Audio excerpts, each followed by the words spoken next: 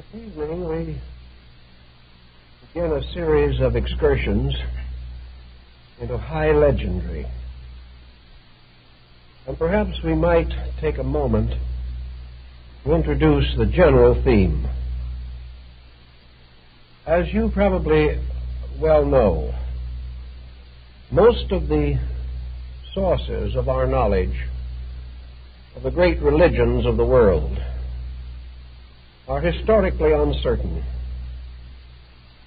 We find that even in religious and philosophical systems that have come into existence in the last 1,000 years,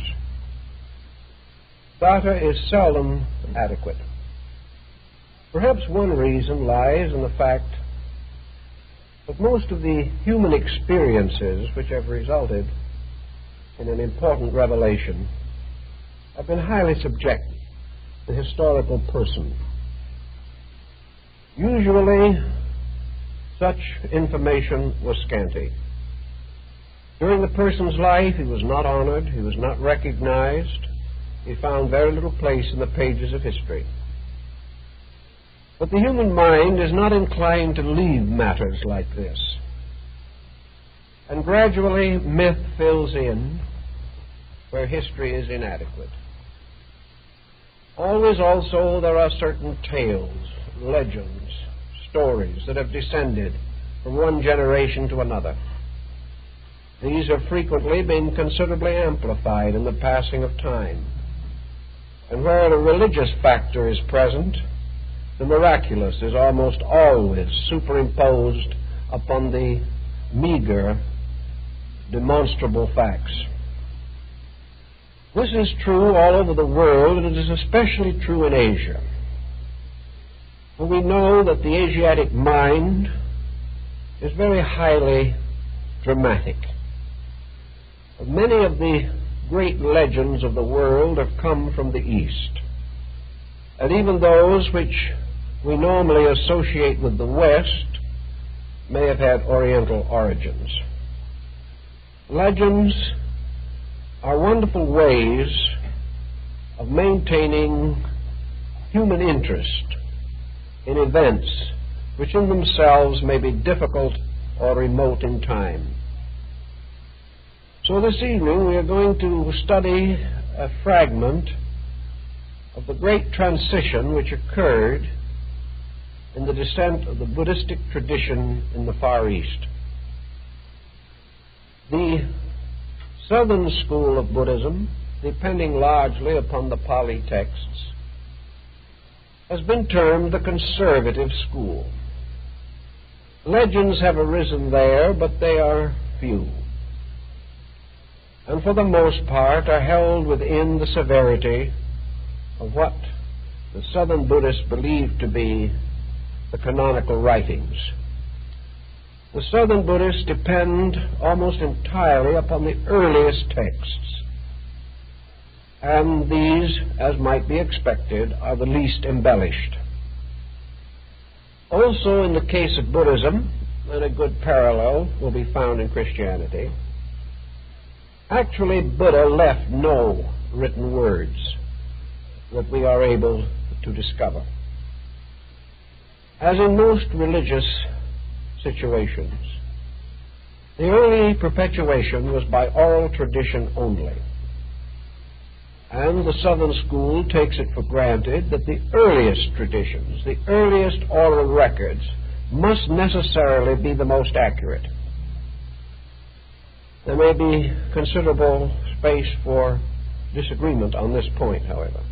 We are not sure that this is actually true, because these early records sometimes lack perspective. They represent highly localized points of view. We have, therefore, a parallel again with the Christian problem.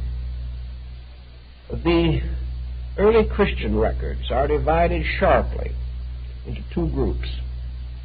The records assumed to have been left by the apostles, the original group of disciples, and a rather different record which arose from the convictions of St. Paul. Pauline Christianity was quite different in many ways from the original revelation as it has come down to us. So we naturally ask the question, what was the source of the information of St. Paul? Why did he differ from the so-called gospel narratives in so many details? The answer appears to be that Paul had access to material which has not generally survived. He had the possibility of talking with others, of observing the reactions not of the 12, but of the stranger, of those who had only been beholders and not participants in the great Christian drama. From some point of view, either within himself or from circumstances, Paul grasped a structure that was more or less overlooked or ignored or even perhaps denied by those who were the closest of the apostles. The same thing happened in Asia. And perhaps the best way we can unfold this little story is to follow the legends, at least for a part of the way. In the Northern School, the sutras, or records of the teachings of Buddha, are divided into two groups. The early records belonging to the Southern School are acknowledged. They are affirmed to exist, and they are still the foundation of all that was built upon them. The Northern School, however, claimed to possess other records, that in one way or another there had descended to them further instruction, arising also in the original words of Buddha, not merely in commentary, but in actual discourses which the great teacher gave. The Northern School, therefore, divided the teachings of Buddha into a series of periods. They said that Buddha, at different times in his life, revealed different levels or layers of his instruction. It is said of Jesus that he taught the multitude in parables, but to the disciples he taught certain other things. Christendom does not know what those certain other things were. There seems to have been no descent in record. In Buddhism, the certain other things which Buddha may have taught are at least claimed to have been preserved. In the course, therefore, of the ministry of Buddha, beginning with the Prajnaparamita Sutra, his instruction is regarded as having become gradually more deep and more complete. And that as he passed along through his 45 years of earthly ministry, there were occasions when to those peculiarly wise or remarkably venerable he gave other instructions. And upon these other instructions the Northern School is built. These other instructions have been very bewildering to Western Orientalists. During the 19th century, when nearly all writers on Buddhistic matters were either military men stationed in India, merchants, travelers, or missionaries, there was a great fondness for the Southern School. The peculiar severity of the doctrine, its profound skepticism, and the vestiges which seemed to linger in the Southern belief, affirming that Buddha was atheistic, and also that he did not believe in the immortality of the human soul. These thoughts were quickly and eagerly grasped by the missionaries. It provided them with a splendid armament against Buddhism as far as Western thinking was concerned. They were in a position to contrast the best of Christianity with the worst of Buddhism, and came up with some very dramatic, if not entirely realistic, conclusions. In any event, we are indebted mostly to these doubtful sources, some of them highly obviously prejudiced, for our Western concept of this Eastern philosophy almost to the time of the turn of the present century. Actually, of course, our knowledge of the whole matter in the West was probably only 200 or 300 years old, as far as any effort at scholarship or estimation could be concerned. As a result of this mass of early publication, highly critical, an attitude was established in the Western mind, an attitude that was not especially sympathetic. What these same scholars were very reluctant to bring forth was the Northern School. They would rather not discuss that at all. For in the Northern School, the similarities between Buddhism and Christianity increased very rapidly.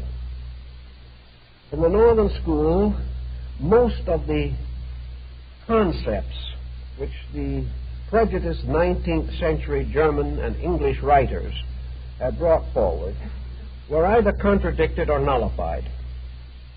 Thus it was not considered especially discreet to bring them up. Certainly not until a more modern, comprehensive grasp of Oriental philosophy was available. Many of the conditions have been corrected in the last 50 years, but the old prejudices linger on, and it is sometimes extremely difficult to uproot them.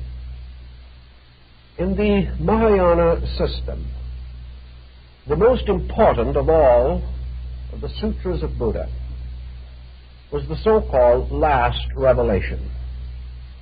This is supposed to have occurred in the final assembly of Buddha and his arhats prior to the parinirvana. At this time, the Buddha, having reached that period in his life's ministry in which he knew that his earthly mission was very nearly completed, felt impelled, according to the reports, to reveal the soul of the doctrine, that part which had been previously either completely concealed or at least only intimated to a few of his closest followers. A somewhat parallel account to this, of course, running very consistent with it, is the report as to the origin of Zen, which is also attributed directly to Buddha in a special occasion in which he transmitted the doctrine by nonverbal means to one of his disciples who became the first patriarch of Zen. So there are legends and myths about these things. How true they are, perhaps we can never fully be certain. But they are not more numerous, nor more extraordinary, nor more exceptional than those which also gathered around the early centuries of Christianity. And for that matter, they are to be found in the cradle years of every religious system. The great revelation which Buddha is supposed to have made is contained in the Saddhamma Pundarika Sutra, called the Sutra of the Lotus of the Good Law. This sutra, presumably, must have been transcribed by some person present, or perhaps carried in verbal descent for 2 or 3 or more generations. Again, the details are not certain, but the point that is made of really practical importance is that this sutra was never revealed. It was held either in a very small group, or else it was communicated privately, or perhaps by even another approach, this might have been the only instruction which he personally wrote down, and therefore was able to control the future of it. These are speculations. There are no certainties. The nature of the Sutra of the Lotus of the Good Law is quite suggestive of the Apocalypse of St. John. It is entirely different from practically any other early Buddhist writing. Many others descended from it, but this has an almost unique place in itself. In this sutra, the instruction is primarily attributed to Buddha. It is in the usual form, except that it exists in two parts. The first, prose, and the second, gatha.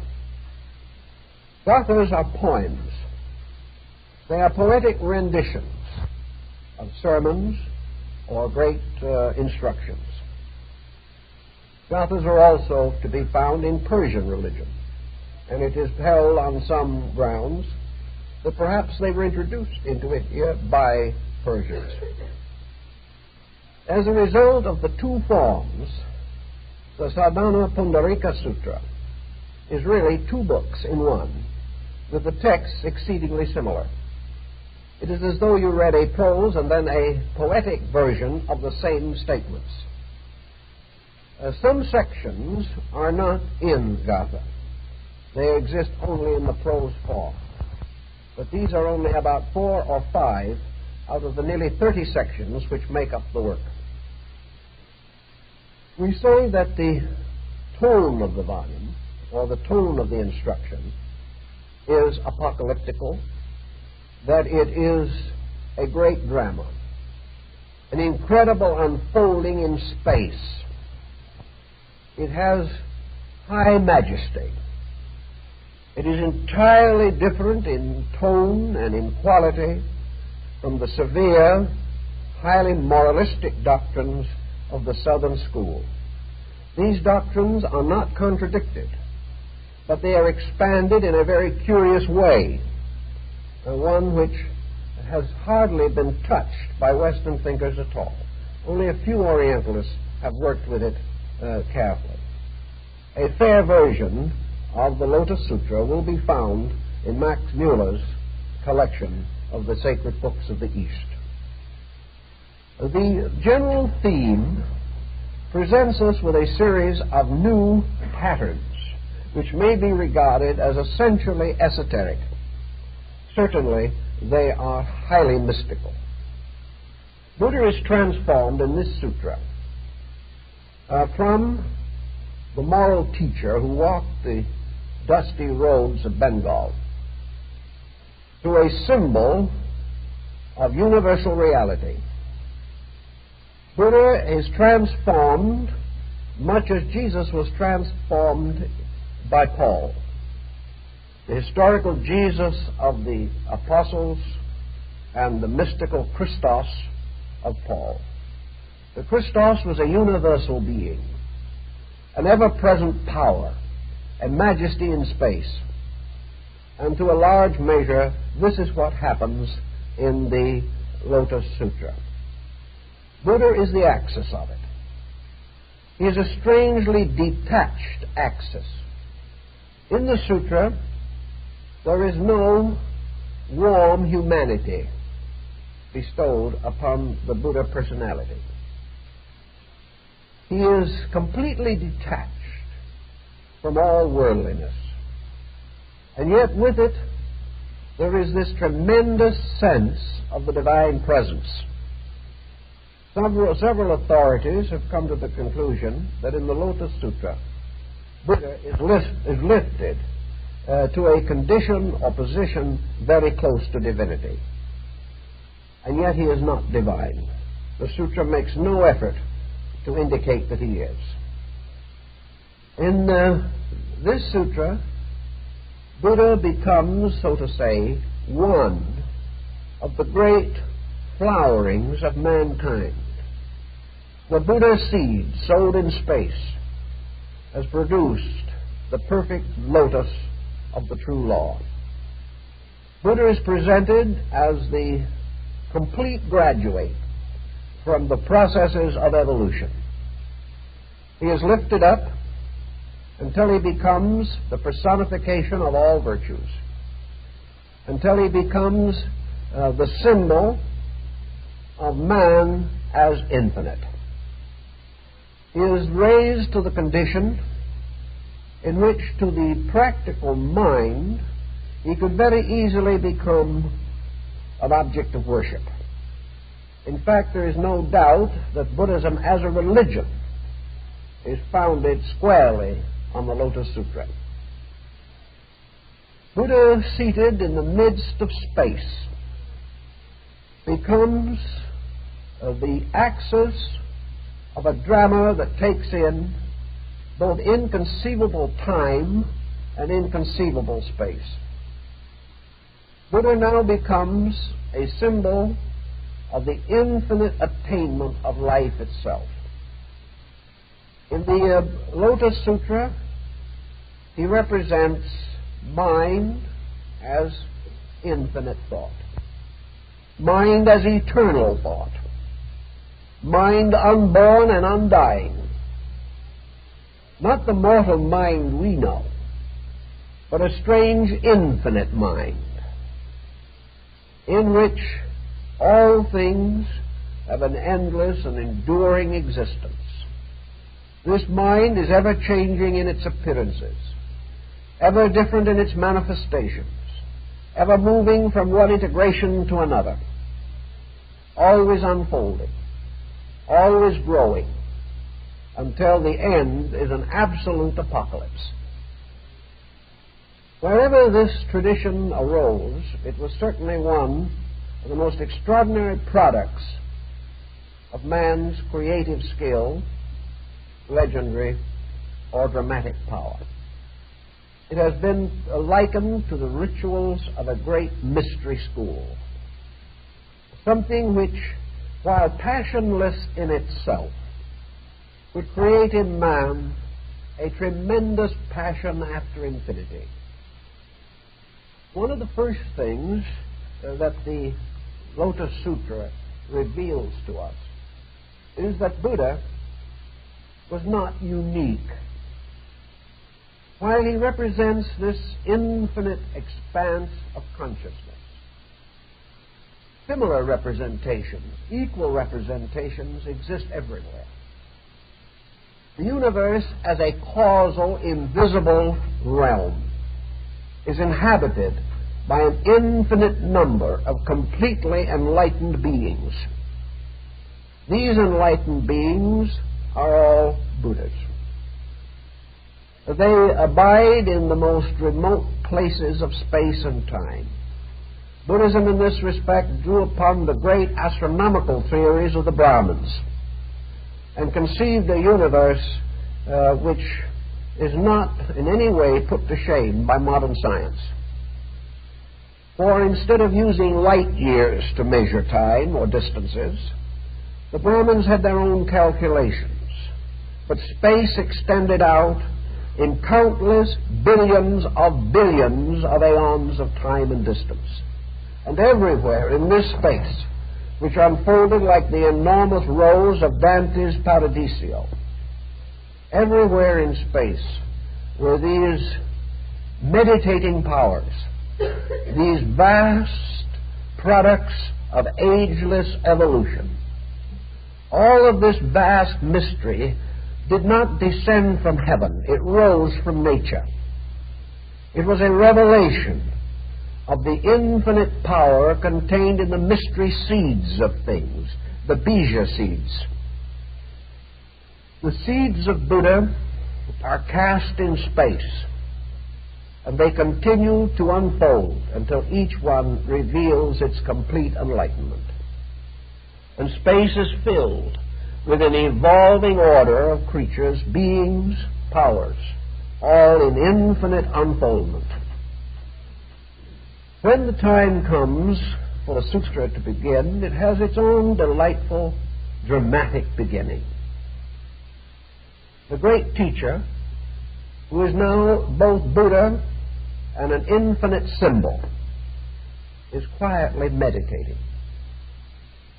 And around him are gathered the aeons, the powers, an infinite number of arhats with their shaven heads, extending as far as the mind can think into eternity.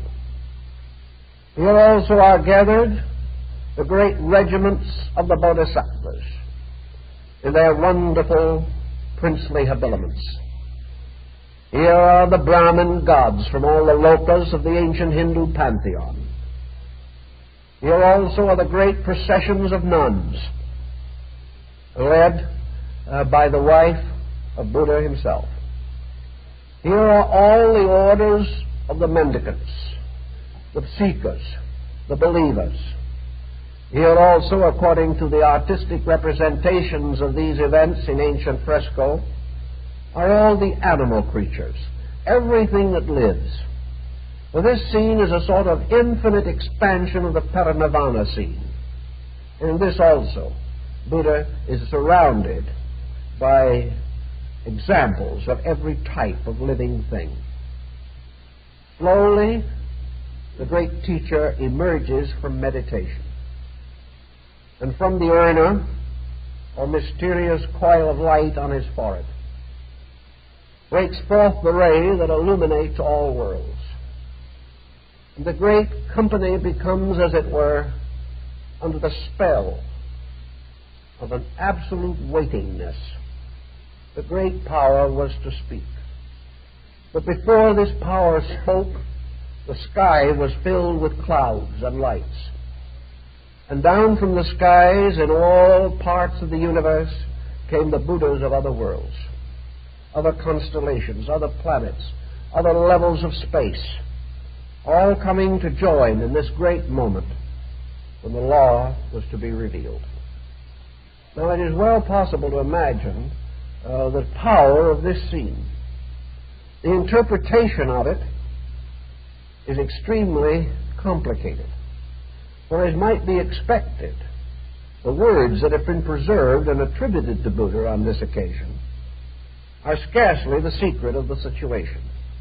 These words are again only veiled symbols. The obvious and evident meanings were not too clear. But out of the general sense of the meaning, out of the intimations, out of the strangely stated phrases, which are so much in the spirit of Eastern literature, there comes the gradual revelation of a total universe of light, a universe of things hidden and also of things revealed, a universe in which the mystery of the nirvana, or the extinction, or the idea that all things in Buddhist philosophy were to end in oblivion, was fragmented and dissipated. I think the point that was made, perhaps, in this discourse, at least that is one of the meanings that came to my thinking about it, was that it represented the transition of the mind from the total state of ignorance to the total state of awareness. The great concept of the cosmotheism of Buddhism, which means the cosmos itself as divinity, seems to rest upon the symbolism of the lotus. And perhaps that is why the sutra was so named. It would seem as though existence is divided into an upper and lower hemisphere. The lower hemisphere symbolized by water, and the higher hemisphere symbolized by light. From below, from the mud, from the slime, from the prehistoric origin of things, the lotus plant gradually grows upward to reach toward the light, and finally it reaches the surface, the place where the water and the light meet. And on this surface, its blossom opens. And when its blossom opens, all of the corruption, all of the darkness, all of the mud and the slime is forgotten. For this blossom opens with absolute purity, indicating in its color and beauty no defilement of any kind. It is enlightened consciousness fed from the dark slime of ignorance. It is a very interesting and dramatic symbolism, and on it, of course, is based the concept that all Buddhas are shown seated upon lotus thrones, or the lotus is associated intimately with them. For the lotus becomes the symbol of the bursting open of consciousness. We have mentioned before in discussing things here that in Buddhism, the attainment of wisdom is not a direct action. It arises from the diminution of ignorance. Man becomes right by ceasing to be wrong. Right is not something attained by a direct action. Man cannot reach out and grasp truth. But when error in him ceases, truth is there. For error obscures truth.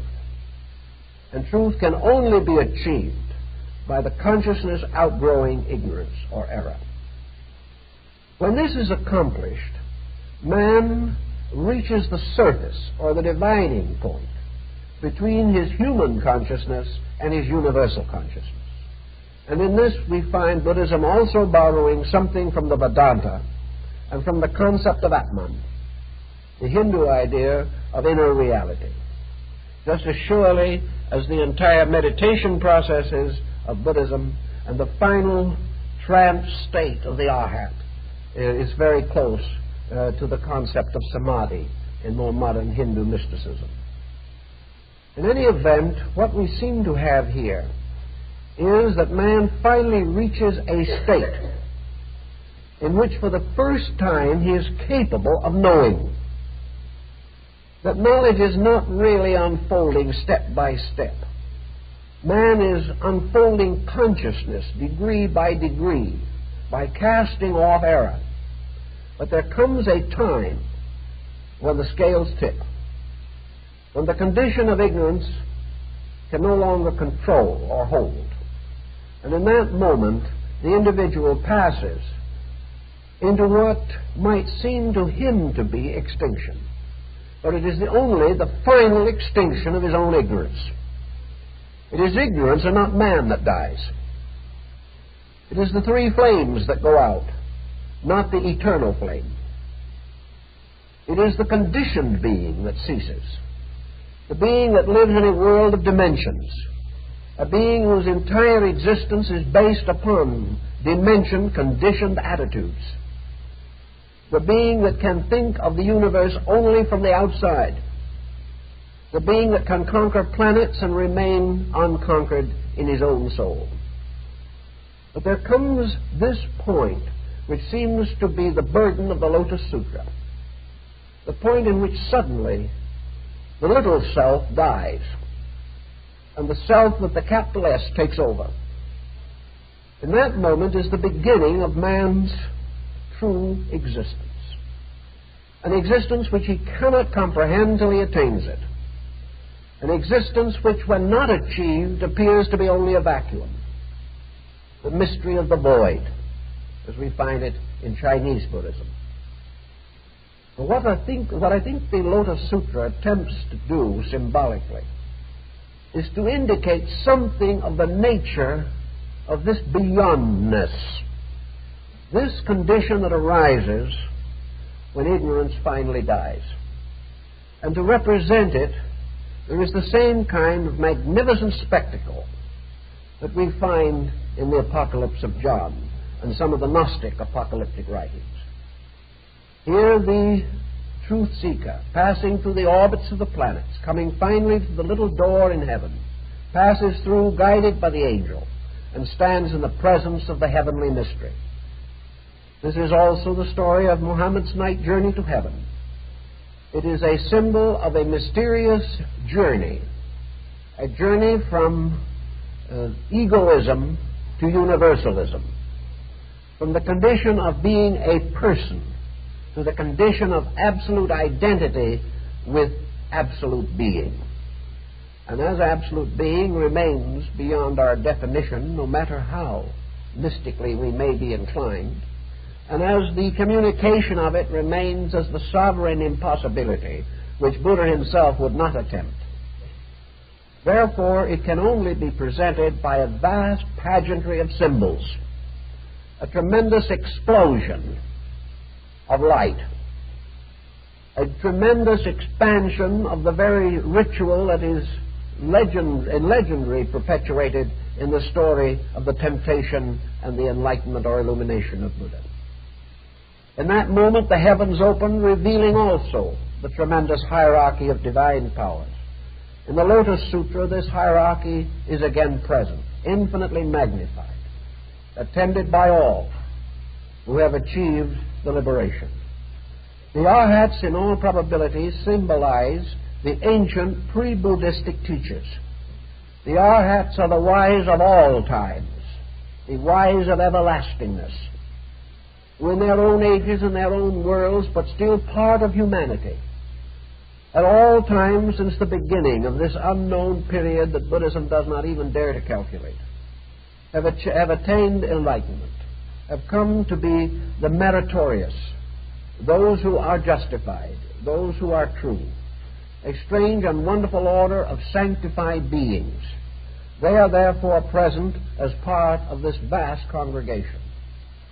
In the Lotus Sutra also we become more aware of the Bodhisattvas, which become quite important in the Northern School. One of the first that we come to know in the great epic is the Bodhisattva Maitreya.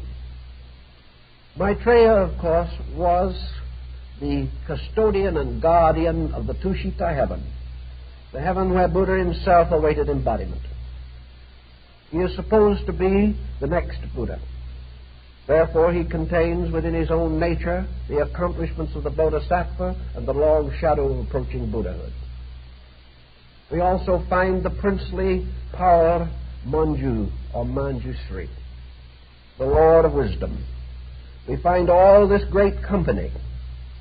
And we also receive the distinct impression that what we are looking upon now in this entire aggregation is nothing but the extension of the central, seated, poised being in the midst of them. All of these extensions are manifestations of the infinite power of infinite consciousness. They are really embodiments of the central figure itself. They are the infinite reflections, as described in some of the Eastern books, where it is said that the light of one candle, reflected from an infinite number of mirrors, seems to fill space with an infinite number of lights. But there is only one true light, and all the rest is reflection. And in the great drama of the cosmotheism of the Lotus Sutra, all these lights seem to be the strange reflections of the one poised, changeless power that is in the midst of them. The result of the sutra's message, so to say, was to transform the entire concept of Buddhism.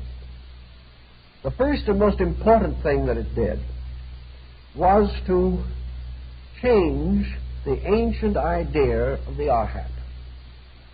In Southern Buddhism, the Arhat was a solitary sage who had departed from all worldliness, and taking the begging bowl and turning to the robe, dedicated his life to wandering in lonely isolation in search of truth. This Arhat in the Southern School is supposed to be merely a symbol of Buddha during the period of his own wandering in search of enlightenment. But there is one flaw which even the Southern Buddhists have been forced to admit in their point of view, and that is that the Arhat, by his action, does not follow in the footsteps of the Buddha.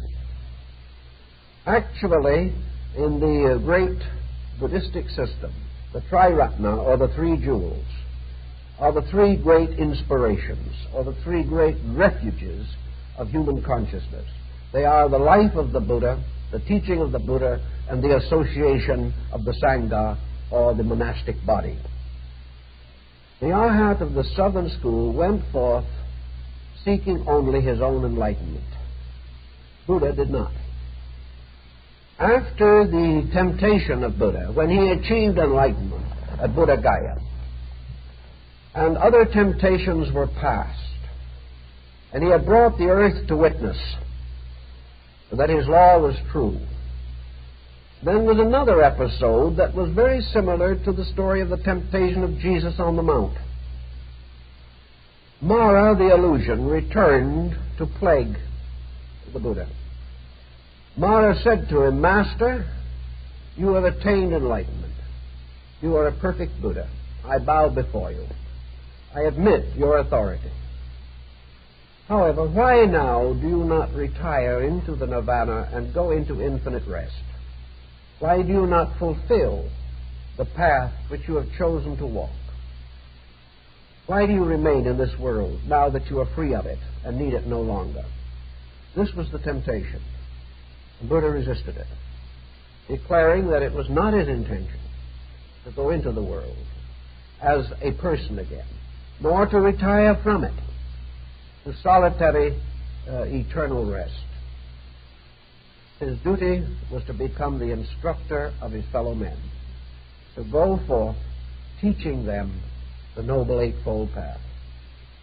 This further confounded Mara, the deity of darkness, for it assailed the foundations of the empire of ignorance. For while the Arhat of the southern school sought only liberation, Buddha himself forfeited his liberation, renounced it, in order to serve his fellow man. And this is a strong point which the northern school has made, that the end of the great path is not that the individual shall seek his own peace, but that he shall fulfill the vow which, according to the Lotus Sutra, he made ages ago when he first put his foot upon this path of enlightenment, namely, that he would not seek eternal peace until he could bring with him every existing sentient being of all worlds. So this supported the Lotus Sutra point of view. For in this sutra we now find all the Arhats, and especially the Bodhisattvas, emerging as the great compassionate ones.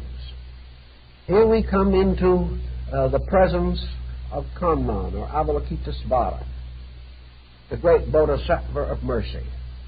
And we get a clue to something of this by the fact that Kanman, or mercy, is the embodiment of the voice of the Buddha.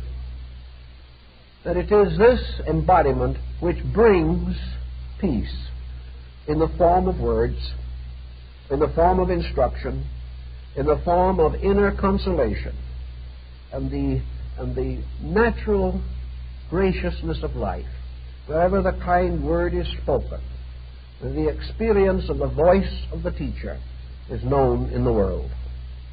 So all of these bodhisattvas are again only conditions. They are only stages, infinitely multiplied images of great psychological principles abiding in human consciousness and in universal consciousness. Here also we find the Buddha proclaiming a ministry that is to be taken to all parts of the universe. We find for the first time the record of the rise of Amitabha, the Buddha of the Western Paradise. And we have the glimpse of Gautama preparing to build the paradise of the East. We find the great hollow square of meditation Buddhas and a vast development of symbolism that led to the high mysticism and Tantra of Northern Buddhism. Well, of course,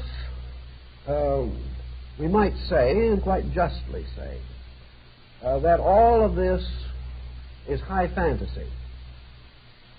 But the difference that it achieved was that it made possible the dissemination of a teaching which would certainly have died without it. The lonely Arhat, wandering in search of his own perfection, deserting all, separating himself from every aspect of human existence, foregoing marriage and parenthood, leaving his business or profession, giving his goods to others, and in a desolate condition, seeking only enlightenment. This was a very abstractly noble idea, but not suitable or possible as a social state of mankind in general. It had to be limited to the Sangha, to the association of the monks, and it left the whole laity, the great world of people, without any direct participation in the mystery. We had again the same thing in Christianity. In the early days of Christianity, the laity could only serve the priesthood. They could never actually be dynamic participants in the great Eucharistic mysteries of their own faith. They were on the outside, perhaps considered, perhaps to a measure respected, but never permitted to partake of those rites which were for the sanctified, the ordained, and the venerable. This situation in Buddhism would certainly have produced the same kind of stalemate that might have arisen in Christianity without St. Paul. It was necessary to break through this and to create a new democracy in the universe. And the Lotus Sutra is probably one of the most extraordinary statements of democracy. For in it, there is a vast equality under everything else. There is infinite opportunity for all and special privilege for none. Buddhism always had this basic concept, but it unfolded into a magnificent pageantry in the Sutra of the Lotus of the Law. Another point that we have to bear in mind is that Buddhism, unlike most other religions, was a religion of wanderers. Buddhism gradually ceased to have great authority in its own land. Between the revivals of Hinduism and of the Vedantic and Yogic sects, which came very close to Buddhism, absorbed part of it, and in turn contributed something to the Buddhist point of view, and the final ascent of Moslemism in India, the ancient faith vanished from the land. It thereby sentenced itself to a vast pilgrimage over a tremendous area, nearly all of Asia, extending down into the East Indies and over as far as Korea and Japan, upward toward the highest steppes of Siberia, and in the opposite direction all the way to Greece, Egypt, and Eastern Europe. Therefore, it had a tremendous pilgrimage among peoples of many beliefs and many faiths, among peoples who had culture and who did not have culture, to primitive tribes and proud nations. It touched with its magic the extremely primitive people of Tibet and transformed them into a highly cultured group on their own level of thinking. It also then touched a magnificent civilization such as China, which is not in any way primitive, which had its own teachers, its own leaders, which cherished Confucius and Lao Tzu, and it was able to contribute something to the great rise of Chinese, Korean, and Japanese art. All these elements meant that the faith itself had to explode almost like an apocalyptic vision and cover all of Asia, and it did so. And it was able to reach into every level of Asiatic life, as you can see even now. It touched the farmer, the common man, the humble person, the housewife, the tired mother, and the small child. It was no longer in any way a strange aloofness wandering across the face of Asia. And this transformation was almost entirely due to the revelation of the Lotus Sutra. So what happened to it? There was no record of this sutra for a long time. It apparently was not actually known until the 1st or 2nd century A.D., which would probably be 500 years after the parinirvana of Buddha himself. And it is only fair to point out that he declared that the great period of unveiling and revelation and interpretation would begin 500 years after his death. He sensed this, perhaps knew why. But the great sutra of the good law vanished away. No one knew what happened to it. At that time, no one knew the content. They did not have the opportunity to study it in the sacred books of the East. It was then a myth and a mystery.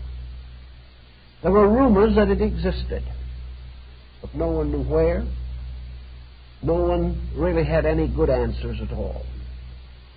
There was a report that was preserved at Nalanda, the great university in southern India, the great center of the Buddhist Tantric philosophy, that this sutra had not been entrusted to any human being at all, for fear that even the most devoted and dedicated disciple, Ananda, the keeper of the records, might be tempted, even by greatness of his own heart, to reveal this sutra before its time. It was one of these things that was timed in some way. It had to come only when the moment was right. Now, skeptics from of other beliefs take a little different and not quite so friendly attitude on this. They insist that it was not preserved, that it was not kept, that it never existed, and that it was actually written at the time it was discovered. Now, this is what might be termed a very modern approach. It would be worthy of one of our higher intellectuals. But the fact remains that in the old legends, and the legends get pretty thick right now, that it was not entrusted to a human being at all, but it was entrusted to the king of the Nagas, the Nagas being the serpents. The serpents in India and in Nalanda were regarded as very strange and mysterious beings. They were always associated in both East and West with a twofold meaning. In both Asia and in the Near East, during Bible times, the serpent was both the symbol of wisdom and the symbol of temptation or cunning. In Egypt we find the same meaning. And we find the well-known admonition in the Bible, "Be ye wise as serpents, and as harmless as doves." So the serpent had a good meaning and a bad meaning. But in almost all ancient peoples, the serpent was an esoteric emblem. It represented one of several things. First, it represented the hidden school, the secret assembly of the Mahatmas, adepts, or bodhisattvas, or arhats, according to your belief, who maintained for centuries the secrets of their order, awaiting the strange symbol or sign which was to indicate the day of revelation. The second symbolism of the serpent in Tantra and in northern India and Tibet and Nepal associates it with yoga, indicating the serpent power, the mysterious spinal fire within man, which when raised up bestows upon man the power of consciousness of inner comprehension. Therefore, that the serpent in this case was the guardian of the inner world, the guardian of that part of consciousness which can only be known when, perhaps to borrow another simile from the Old Testament, the brazen serpent was raised in the wilderness, and all who looked upon it lived. This mysterious type of symbolism perhaps has a bearing upon our present problem. At the great University of Nalanda, there was a tank or pool of blue lotuses, which was built upon the site of the ancient habitation of the Nagas, the serpent kings.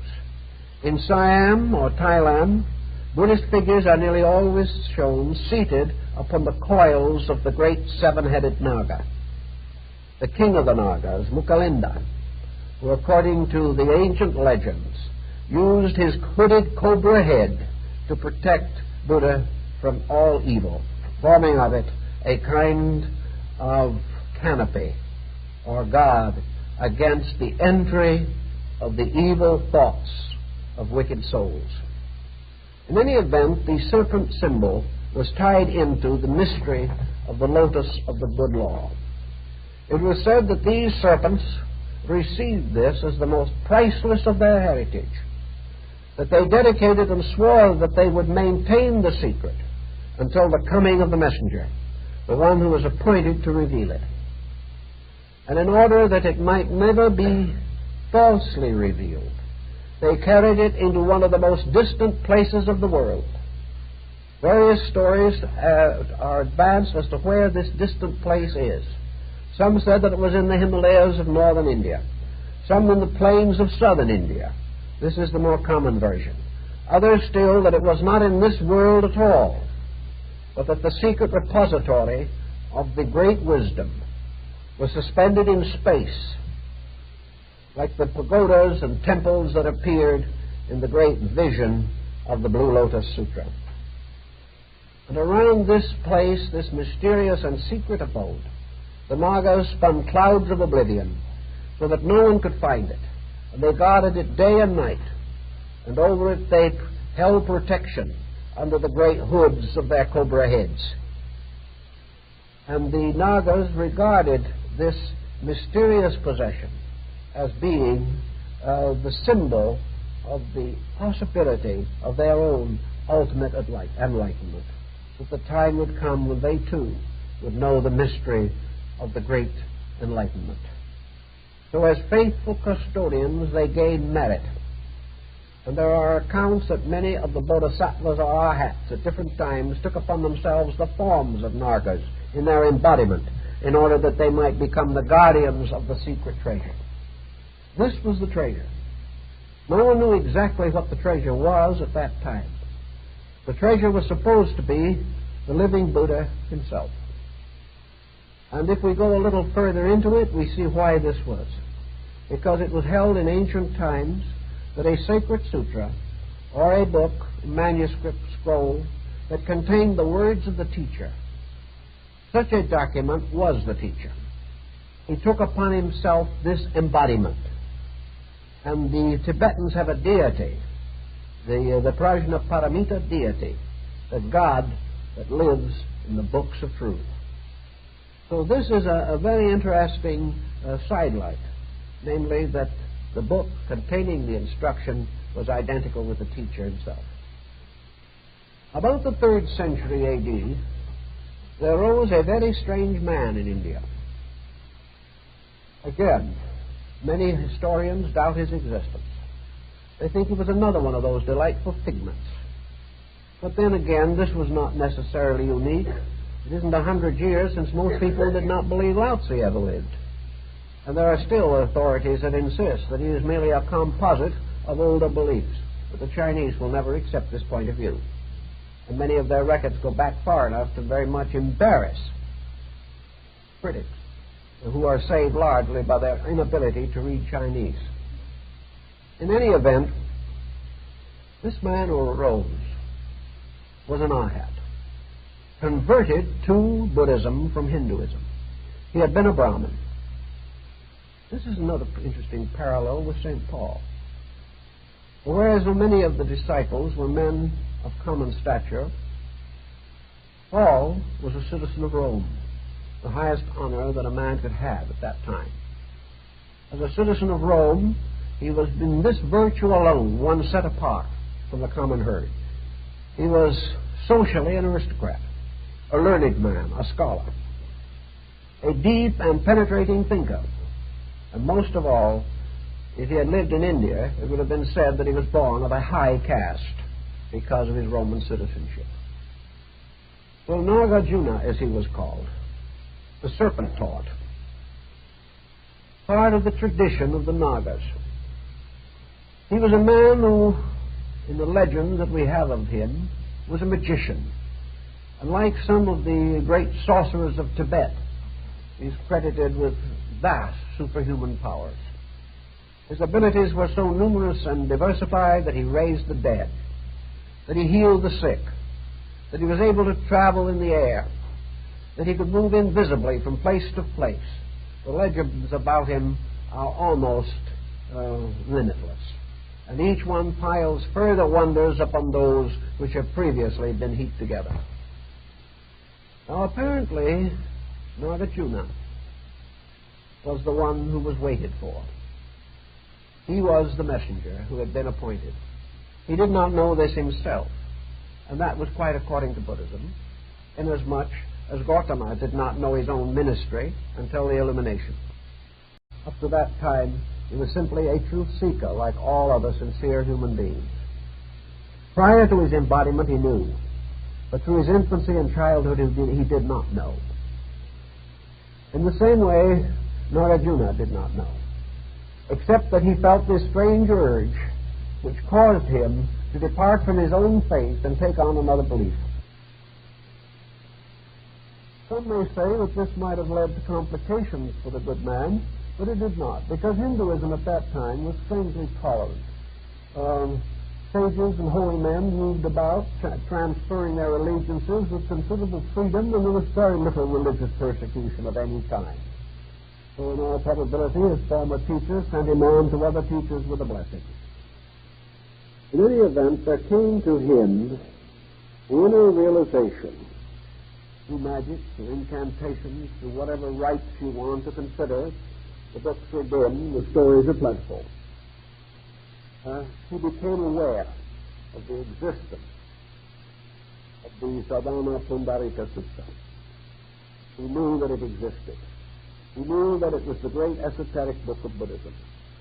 He knew that it was the great discourse in which the secret of the large vehicle was to be revealed to the world. So he started out pilgrim-wise to find the book. And he knew what he was looking for. He was looking for the secret place that was guarded by the king of the Nagas and all the faithful people of the serpent. And these same people of the serpent, by the way, occur on our western hemisphere. The Quetzalcoatl was the feathered serpent. The Aztecs and the Mayas were called the Great Serpent, and their subterranean temples and galleries were the serpent's holes in the earth. And here under the earth the secret mysteries were revealed. So we have the same tradition moving everywhere. And Nagarjuna knew that the serpent had placed the great treasure in the Iron Tower. Now, the Iron Tower has been a subject of art and controversy also for a long time. What was it? We learn in the old scriptures that the planet itself was believed in the old times to be girdled with a wall of iron. Also that a great iron band or wall guarded the sanctuary of Meru, the mountain of the world. The Iron Tower, therefore, seems to represent a term of infinite protection. And from the oldest diagrams and figures in which the Tibetans particularly attempted to picture it, the tower resembles a small reliquary or oriental pagoda. It consists of a square base supporting a short cylinder which tops itself in the form of a half sphere. On this is a sort of roof, square also, with the little pitched ends of a pagoda. And out of this, in the center, rises a spire surrounded by 9 rings and surmounted by the blazing pearl. This little pagoda form is still found all of where Buddhism is known. It is still a reliquary. It is most usually found on the properties of monasteries as the abode of the spirits of the great priests who have gone before. It may be built over a relic, some small remain of a physical priest. But actually the great golden pagoda at Rangoon, the Shwe Dagon, the golden dragon, is such a pagoda in the Burmese form. The great Vats of Siam are also such pagodas. And in China, we have them rising like little buildings of several stories, like towers. Whereas in Japan, we are more apt to find the old Hindu or Tibetan style predominating. Somewhere was the Iron Tower. And in the Iron Tower, the mystery of the law slept, waiting revelation. And by his magic, Nagarjuna was able to find the Iron Tower. Some say that when he reached there, an ancient sage was dwelling near the tower. Some say that this sage was a vision sent from another world, as the visions of age, sickness, and death were sent to the young Prince Gautama before he became a Buddha. Some say that Nagarjuna was instructed by this sage, and that this was the real secret of the whole thing. Others say no, this doesn't quite explain everything. But anyway, however it may be, the wise men, the Nagas, whether they be adepts or sages, whether the Iron Tower was a symbol of the eternal Shambhala, the abode of the gods, whatever the mystery may be, from the Iron Tower, Nagarjuna received the Lotus Sutra. Now, those who wish to say that he wrote it and the rest of it is a legend, who can deny them? Who can affirm anything?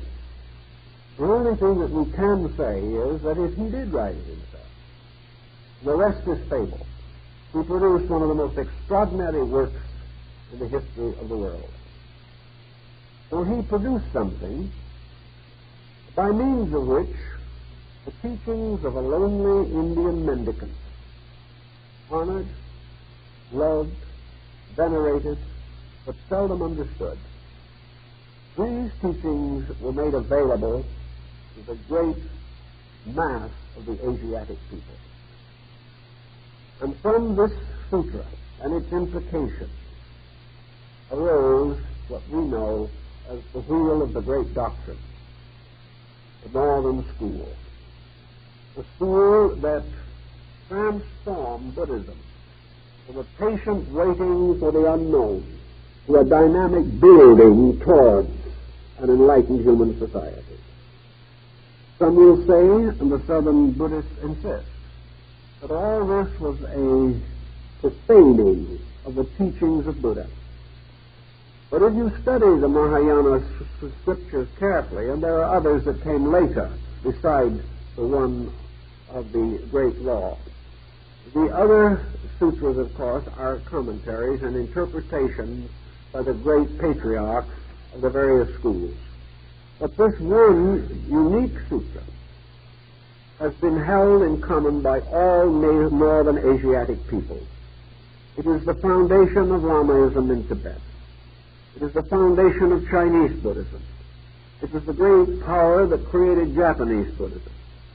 It was present to a modified degree, but rather strongly, in Korea. Wherever the great motion of Buddhism passed, it contributed to the glory of it.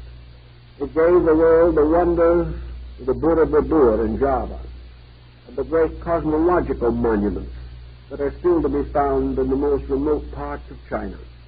No longer, unfortunately, can we visit them. In any way we wish to look at it, a new dispensation occurred.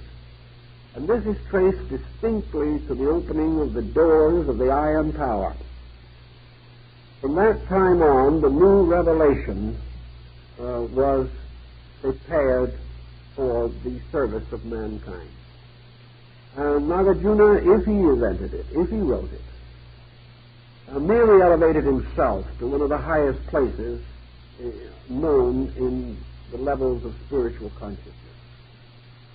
It is unlikely that he wrote it. It is most unlikely, because he was but a recent convert from Hinduism. Had he written it, he would have most certainly involved in it much more Brahmanical philosophy. Like all Buddhism, he borrows some, but not excessively. The only other possible explanation is the one of the sage whom he met at the Iron Tower, who may have had an older contact.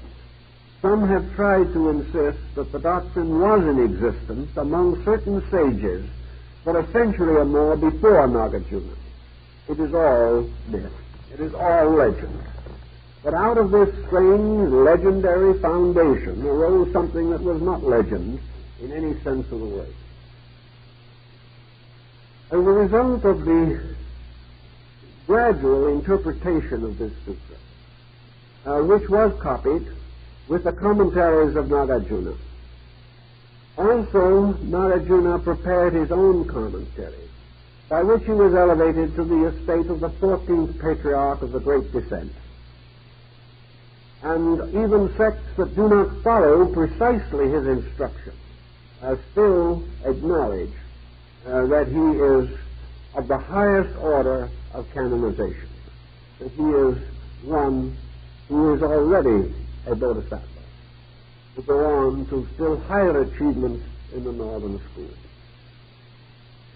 We now have the primary differentiation between the two schools.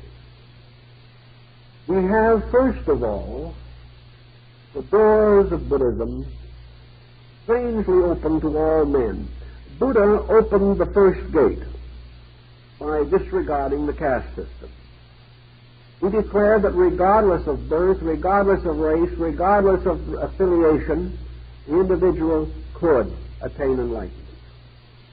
That there was no person so ignorant that inevitable enlightenment was not his, by a right beyond any power of man to destroy. But Buddha did not clearly indicate the difference between the clergy and the laity. He created, and probably very wisely in his own time, because after all he was establishing a school which was later to unfold, but he had to give it body. And he did this by the Sangha. He established the orders of the monks. And during his lifetime he lived to see this community increase in number, regain honor and distinction, and he also established the monastic orders for women.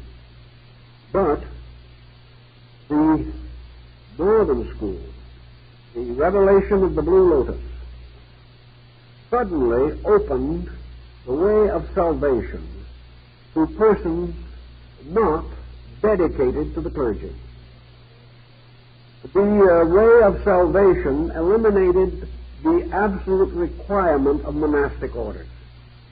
The Northern School held firmly that illumination, enlightenment, spiritual progress, growth, and unfoldment were based entirely upon virtue, upon integrity, upon the individual performing to the very best of his ability those duties and responsibilities which were his natural requirements.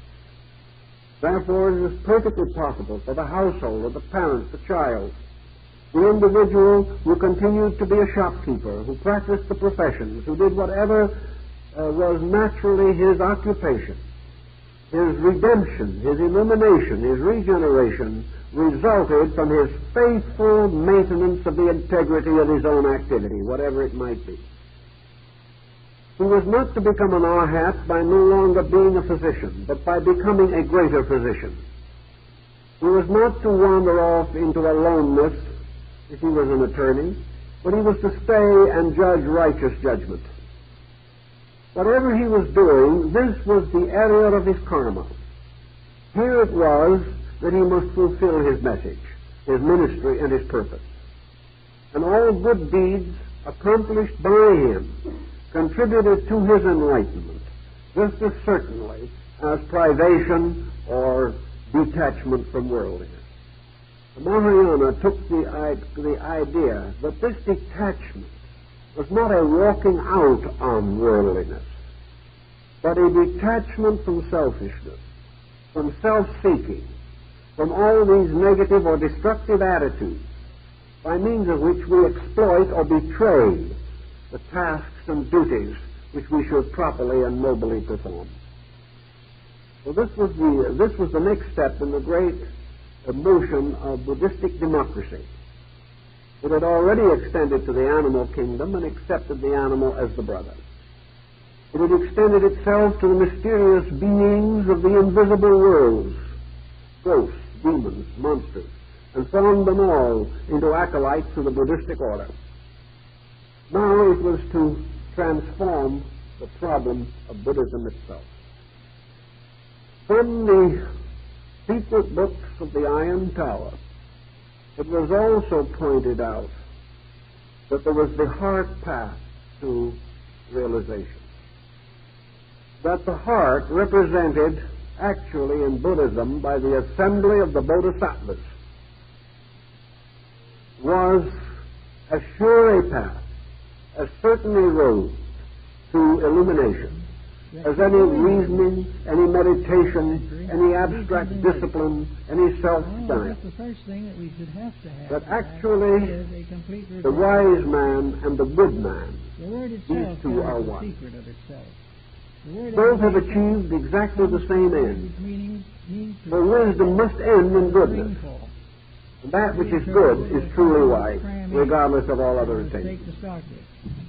So the good person, Education is to relieve the individual conscious in whose heart and mind there was the continuing remembrance of the law, education this is to use the constituted mind the purposes heart path to to enlightenment. establish purposes by which the So it was mind certainly this is approach properly employed. that captured the heart of Asia. Education is therefore the It victory was this approach which growth resulted in the triumphant march of Buddhism across a third of the surface of the earth.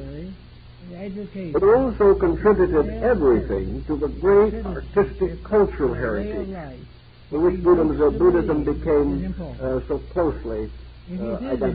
important, then he must protect it. Here was If the he doesn't protect it, he doesn't inspiration use it. of a great art. The idea of somebody else Here was the reverence and the gentleness, must not carry the on. subtle hopes, the mysteries of a world of beauty and truth. Fundamental. It was concealed from the common state of man, Fundamental of only by a very thin veil. actual honesty. It seemed under such conditions that almost anyone at any moment might see these luminous figures rise before him.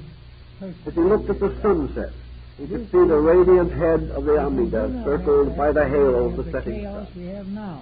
Everywhere, We have 100 the universe became filled with light or beings. sword points.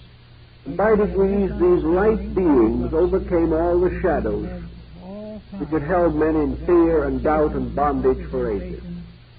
The Northern Buddhist school suddenly gave to man an invisible universe of beauty with which to surround him. The only way we can have integrity It gave him a universe of infinite hope. to the degree It gave him the solemn assurance of the sages but withdraw that all would come cooperation well. from those who are And in this system, because of its complete lack of, almost, we could say, complete lack of any trace of intolerance, there was no longer any war of creed. continue Men did not fail because they belonged to another faith.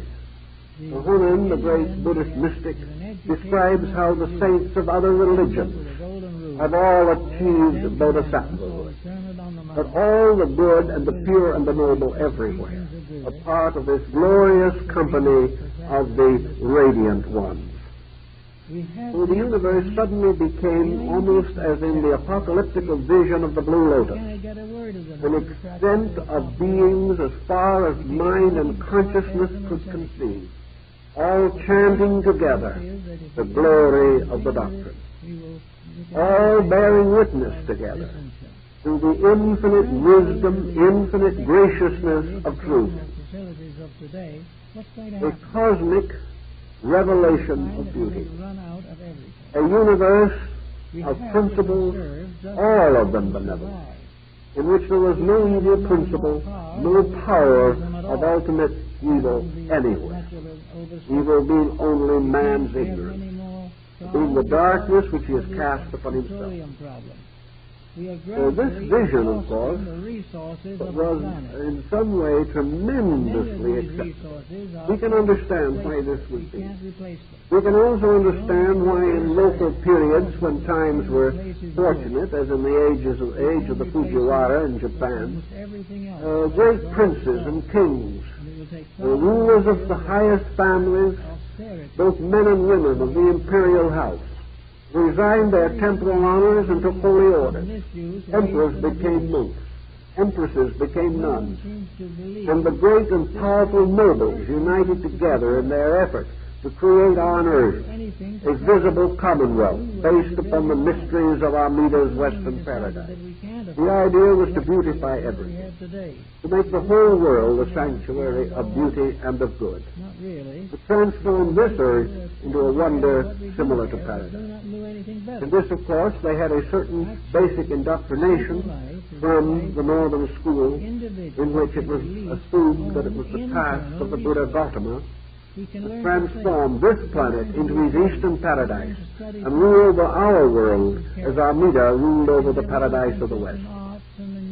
So everyone was helping or trying to help or thinking about helping to make this great beauty a reality. Obviously, these tremendous spurts of idealism could not be maintained. The intensities of life would not permit it. One by one, these ancient shrines were deserted, or at least became merely great treasures of nations to be shown to travelers, even to be used still for religious purposes. But there was this tremendous outburst of divine hope. And this was represented in the final culmination of most of these Buddhist schools in Japan, where alone we can study them today. There is practically no other place where we can study them. And that is the rising of the 10 or 12 schools, according to different classifications of Buddhists in Japan.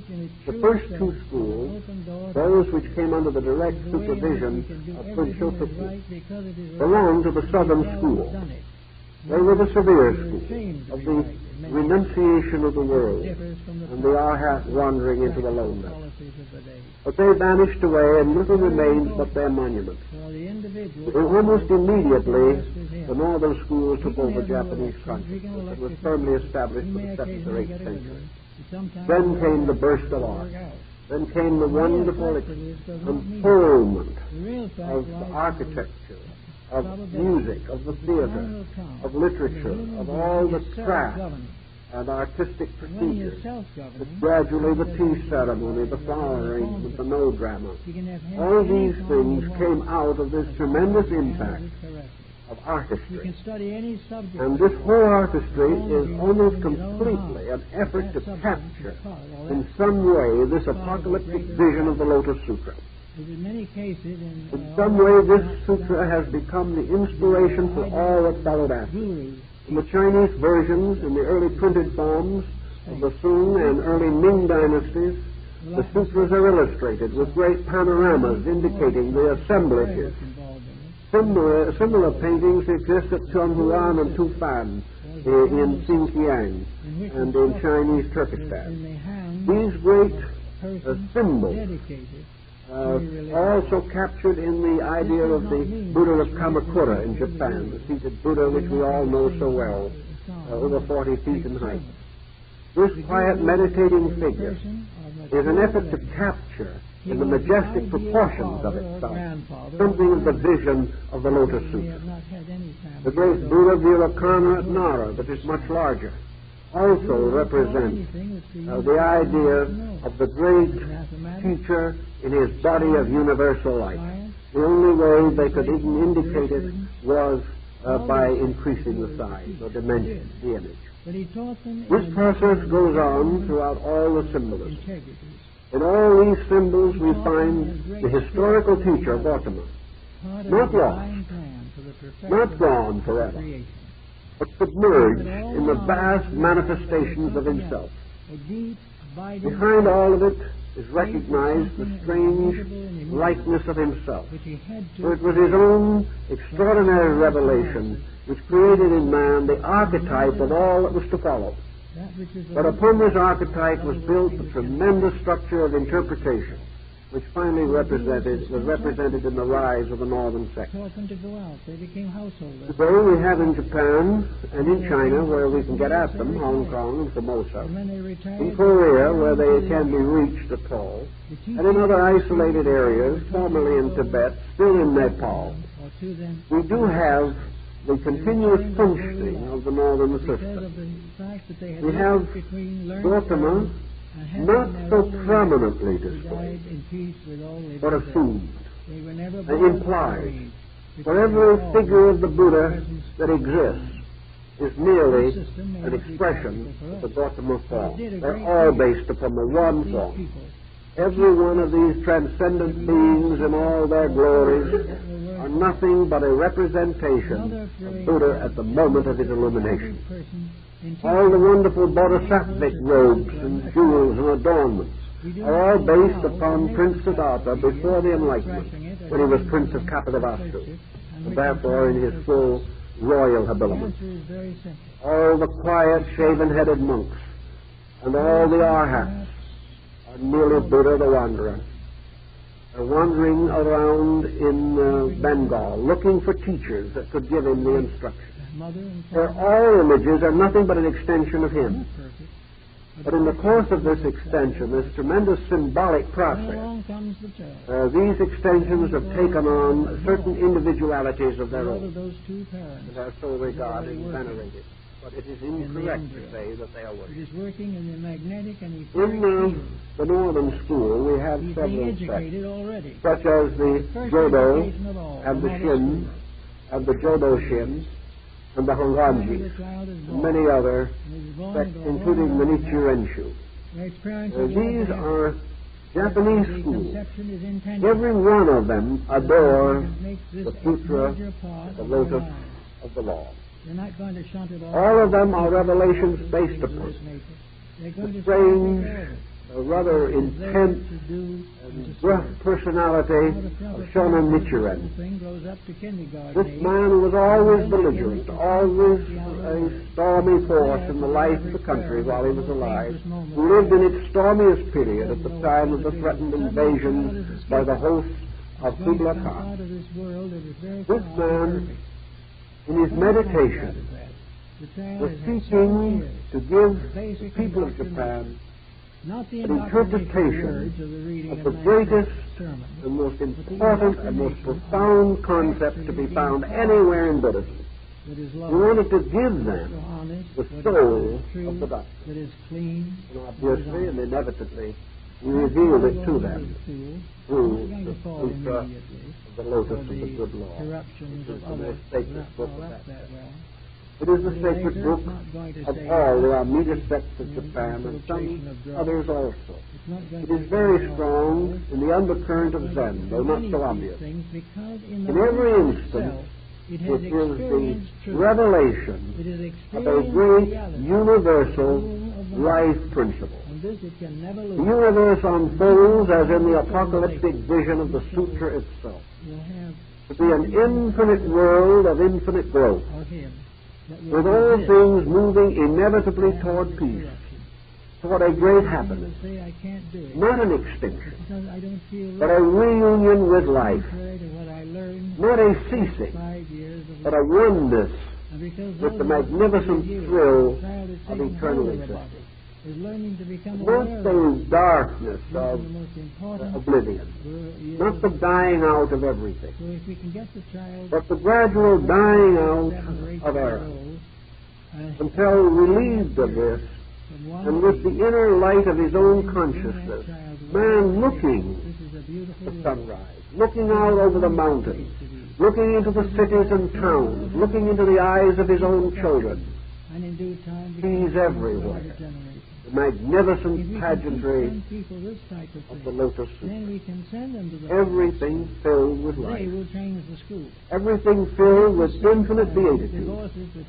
Everything thrilling and moving by laws that are immutable. And these laws are forever mercifully administered by those who understand them. For the laws are revealed through those who know them. The great body of the law through the enlightened power of the Buddha Shakyamuni, the great orthodox. All the transcendent interpretation, all the subtle mysteries of hope and faith and kindness, all the healing powers, the consoling forces, all administered by the great Buddhas and Bodhisattvas. Here the whole universe consists of dedicated souls serving the law and bringing all life to conscious insight, oneness with the purpose of the law. There is no strange emotionalism such as we have in some other religions. It is not an emotional faith, but it is a faith of great quietude. And out of this great quietude, this solemn assurance of all things, comes a kind of emotion that is a little difficult to understand, but is definitely there. It is that It is we the emotion of a strange, transcendent not certainty. solely for profit. An emotion in which the bereaved does not weep for the lost one, Beyond the but has some strange, quiet, and perhaps a little sad realization in himself continual profit. that all of this is part of the infinite process of infinite good. That everything is within the light that shines from the urna, the great coiled pearl of light from the forehead of the infinite Buddha. That as this light shines into all places in space, it reveals worlds that we do not know. It brings light into the most obscure corners of creation and eternity. But wherever the light strikes, if it goes off into some distant star, if it goes into the uttermost parts of space, wherever this light strikes, there will be found the assemblies of the Arhats. There will be found the gracious faces of the Bodhisattvas. There enthroned among them will be the Buddhas of the 10 directions of space. Everywhere, the law. Perhaps what Buddha wanted to try to carry through in this was the transcendency of the law itself. Not a law that we can comprehend fully, but a law beyond any question of doubt. The time of the temptation scene, the strange moment when Buddha awaited illumination under the bo tree. And the hosts of Mara came to tempt him. And universal confusion closed in upon him in an effort to turn him from the quiet internal realization which he saw. The hosts of the material world symbolized by Mara. In the profitable and triumphant way of living. We own all things. Those first lessons we are will masters. be of greater value to them throughout we are the kings and the emperors. to the future of the world. We have degrees all possibly earned. all authority. It is very important now. And we have a whole creation of ignorant, but nevertheless highly opinionated beings that are ready to testify to us. They will bear witness to our power. They will bear witness through their daily thoughts that they fear Caesar. They will bear witness in every moment of their lives that most of all they want to perpetuate this physical existence even though it corrupts their souls. We have witnessed that materiality is supreme. Then Mara turned to the Buddha, who was just attaining enlightenment, and he said, who do you have to bear witness? Buddha made the mudra, which is found on many of his images, called the earth witnessing. He puts his hand down and touches the earth. And when he does so, the great Earth Mother, like the wonderful Erder of the Nibelungen, the great Earth Mother rises before him. And she says, I bear witness. I am the great mother of all that lives. I bear witness. We're going to have a new I am the one whose infinite laws, infinite processes of birth, is going to prove growth, that maturity, divine of things decay, are stronger and more processes of little birds coming from the eggs, We're going to find processes the of the ripe grain growing in the field, in the which processes of the trees heavy with fruit, associated with our daily life. processes, We may not know birds knowing where to go in why migration. we need it. If we Everywhere, study history, we know we have these to have it. processes, And these things will gradually clear themselves these up. processes we call Rewrite a lot nature. of curricula and get The a Earth new Mother point of said, view I on am some of those nature. essential purposes of life. I bear witness I think that we can that every law of nature has to come back. bears Maybe witness Father will be to the the truth of athletic this fact. teacher in the school, and some of the other This children was will be in the higher not only the grades, beginning some of will the be earth lower witnessing, grades, and some will be taken but care of probably by children in the was higher one grades. of the roots All that is of the wonderful. Lotus Sutra. It's part of life. And This if is we one of many intimations that are found in the earliest records. and love each other. For Buddha, with his hand in the earth witnessing posture, And realize is known happiness much is earlier happiness than the to all. attributed date of the There can be founding no or discovery of happiness this to one sutra. at the expense of the other. So the earth witnessing episodes are probably legendary also, goes back very The far. world be practical. We are But its told main we must purpose be practical. is expressed by the teacher in his own words, that that he asks no one to believe anything and luxurious. unless they can prove it in daily life. Actually, to be practical. The daily life, means that which the is happiness and the greatest sorrow, good for the the coming and the greatest going, and we the rising and the by falling, making the change all of the in things our that happen every day, more better these bear witness to the law. will reduce wars. The law is not based upon revelation. No God pronounced it.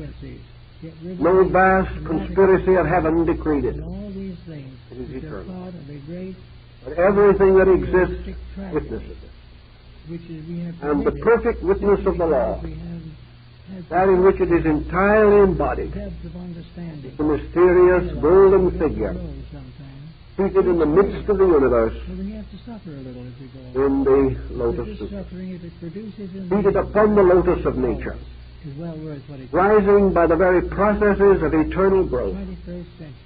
With education, seated forever in the absolute composure of complete spreads from acceptance. there throughout the This world. figure The symbolizes, individual who starts out in a right, strange in the way, beginning an is extraordinary achievement ideas possible to and man. motives that are true. Will It can come be out accepted, always. it can be I know rejected. several families in which It can be held to be an answer, or it may be denied. never will be. Some will not consider that it is They're very religious at happy all, in that family. but this is a They're strange much proclamation more of happy religion. than these, But families certainly, that are in moving extravagant across in the day. face of Asia, They have what they have it because became as a family. the most civilizing power that the East has ever They known. love each other. They work And in many together. respects, it accomplished for them a civilizing influence that the West has never known. in the integrities of the Because the West has always they always attempt to live it. looked upon space Which is as a much great we void couldn't to say be today. conquered by You man. can seldom if ever find It is a great emptiness to be filled by human ingenuity. that is happy. Man was a creature, space was nothing. Toilet, there is nothing but conflict. Man was a being, space was beingless. Man has a mind, space is mindless. This has been the common Actually, thought of the therefore, West. we should all be educating While we held religion, we never permitted it, in most instances, to dominate our conduct to the degree that it modified our ambitions. Then we have to work In the those West, who are older. when the thinker looks out into Our own space, age group.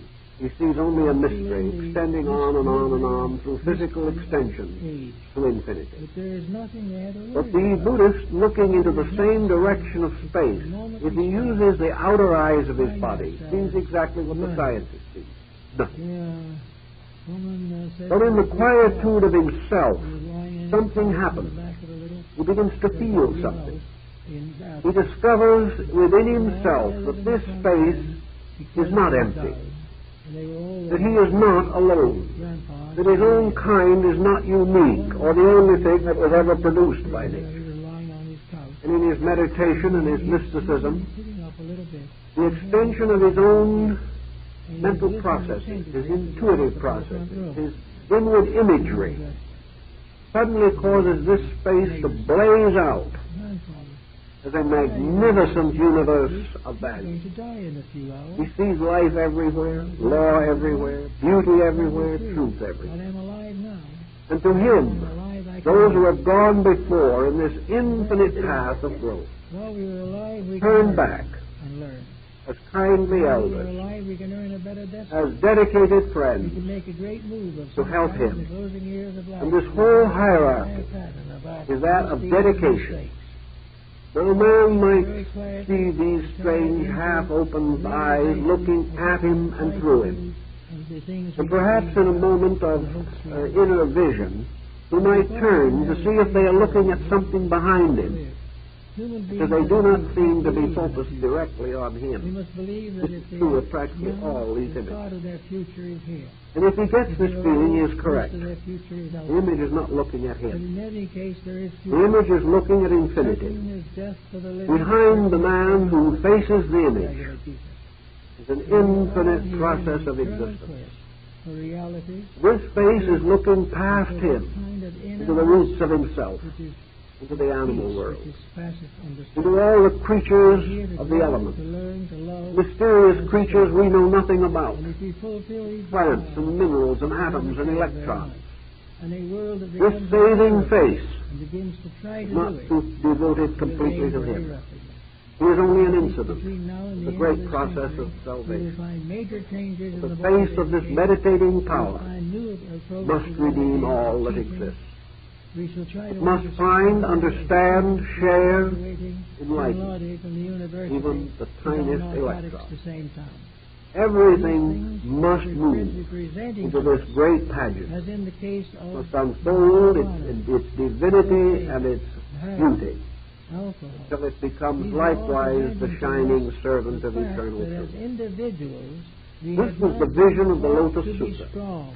This is what Nagarjuna said, To cling to what contained is in the right. iron We tower have not guarded been for the taught purpose. to put the good of ourselves May mean that it was the at the eternal head doctrine, of our list. We know the held in secret habits by ancient orders or of priests, destroy us so completely. and perhaps, if Buddhism is correct, brought from other worlds and other suns and other aeons promise of the moment into which this we feel world of comfort ours. told Like is the the mysterious, most fabulous pagoda floating in space, has not very in far. the inner This vision of the feeling Lotus of being Sutra. 10 feet high In any is event, not meant to us. this to the Buddhist Actually, at this is the moment, supreme whatever achievement of his faith, feels 10 feet his high. sudden discovery Everything of the is living universe, their little problem. universe alive in spirit and soul and in mind, Everyone will be real. universe of Everyone infinite will wisdom, live his own infinite life. love, No one will be manifesting responsible. forever The through cities will infinite take care love. of the children. This was the The monastery apocalyptic will take care of vision, the aged. and each the individual tracing will of it, belong and to the that story of common it, and generation. the legends around it Now, this is are not among the like most it's fascinating and interesting of This all is the Eastern same stories. thing as taking cocaine. Well, I think our time is up, so thank you As very all much. you will in the world. Our Lord has been